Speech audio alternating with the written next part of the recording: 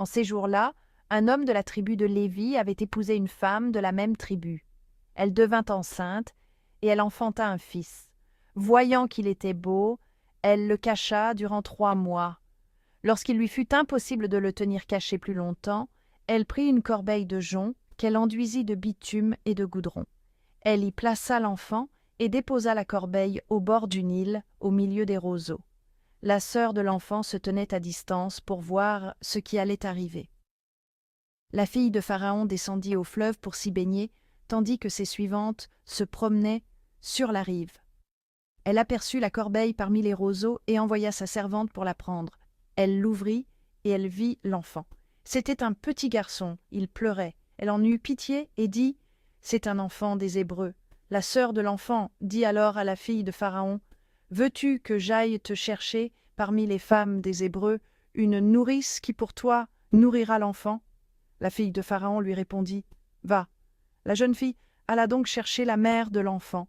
La fille de Pharaon dit à celle-ci « Emmène cet enfant et nourris-le pour moi. C'est moi qui te donnerai ton salaire. » Alors la femme emporta l'enfant et le nourrit. Lorsque l'enfant eut grandi, elle le ramena à la fille de Pharaon, qui le traita comme son propre fils. Elle lui donna le nom de Moïse en disant « Je l'ai tiré des eaux ». Or vint le jour où Moïse, qui avait grandi, se rendit auprès de ses frères et les vit accablés de corvée. Il vit un Égyptien qui frappait un Hébreu, l'un de ses frères. Regardant autour de lui et ne voyant personne, il frappa à mort l'Égyptien et l'enfouit dans le sable. Le lendemain, il sortit de nouveau. Voici que 2 Hébreux se battaient. Il dit à l'agresseur « Pourquoi frappes-tu ton compagnon ?»